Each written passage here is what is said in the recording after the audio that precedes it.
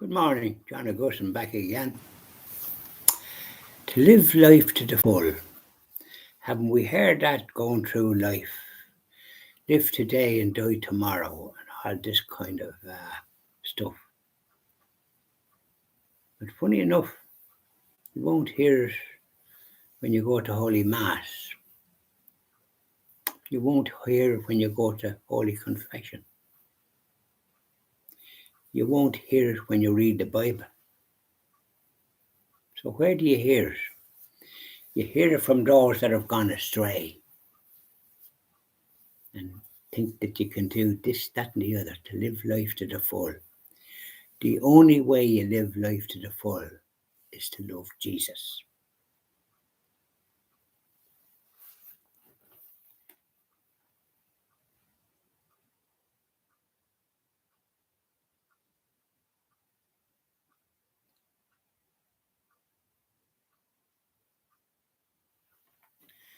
God put us here for a purpose. And generally speaking, for whatever gifts He has bestowed on us, whether to heal the sick by way of being a doctor or a nurse, great calling, or whatever it is that we feel we can be of use to humanity. These are the great gifts and talents that were given, and we're advised to use them, not to bury them, and give hope to people.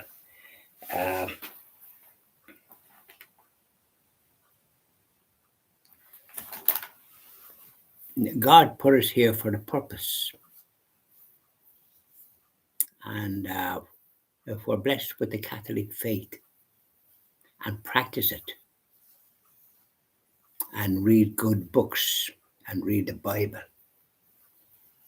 and don't waste your time looking at useless programs on television and looking at the news and seeing all the negativity that's about and the evil that's about. Yeah.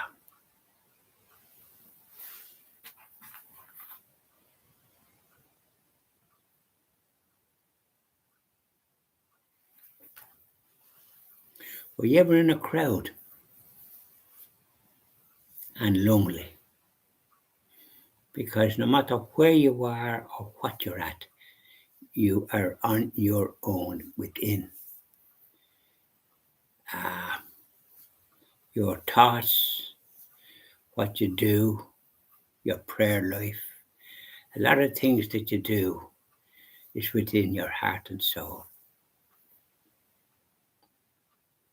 Everybody else there might be purporting to have a good time.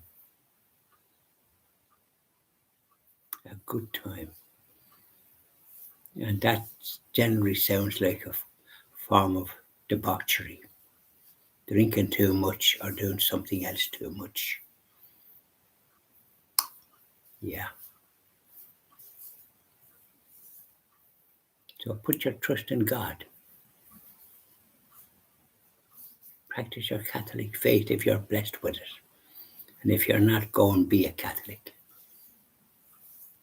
Become a Catholic, but you have to be instructors. Save your immortal soul. And in the process, you're not going around with a long face and feel you're missing out. You're not missing out at all.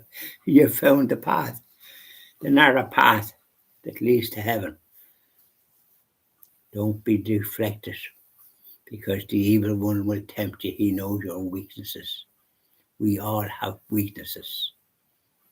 We have to resist them. This is the great gift when you say your prayers,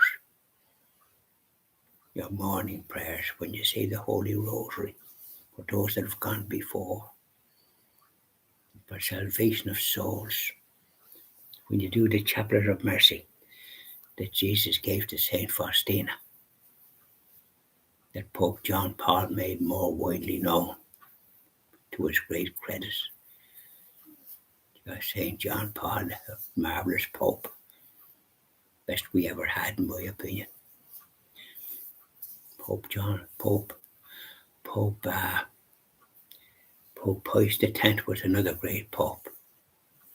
And I see there it's been said on EWTN in some place that he's the one that gave the first Holy Communion to children when they reached the age of reason, which was 7. But it doesn't say why he did that. It's extraordinary to miss out the one reason as to why he did it. He did it because of little Nellie at Cork, a 3.5-year-old child, bedridden but with a great knowledge of God. And the priest that attended her was so impressed. He asked the bishop she wanted to make her first Holy Communion, and the bishop granted permission. And Pope Pius X heard of that. And that is why children were able to make their first Holy Communion at the age of reason, which was 7. That is the reason. And it would behove those that, like EWTN or anyone else, to refer to that as the reason. So I mentioned that as where faith can do everything. Jesus said it. If you have the faith of a little mustard seed, nourish it, and it'll grow. So these are the things that we're going through life, we experience. And there's a longing within here to try and start doing things right. And now and again during life we do that.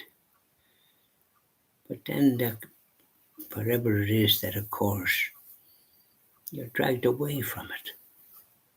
You know, this is the evil one, active. So we've got great examples of saints that didn't lead exactly holy lives from the very beginning. Some of them led dissolute lives, but became very holy and great saints. So there's hope for us all, isn't there? So this is one little item that you contemplate. Contemplate what you're at. Don't contaminate your soul with the old nonsense that's on that television. Look at EWTN. Not all the time, I mean. You don't do that kind of thing. You have other things to do and occupy your mind with whatever it is, chores that you have to do, which you do willingly, because I think prayer and work is the good combination. So just bear that in mind. What are you here for? You're certainly not here for to live life to the full. Live it in the full with Jesus. Then you're really living. Then you're on the right track. You're happy. You have joy in your heart and soul. You get what nothing else. No matter what you go looking for, you won't get it. Yeah. Bye now.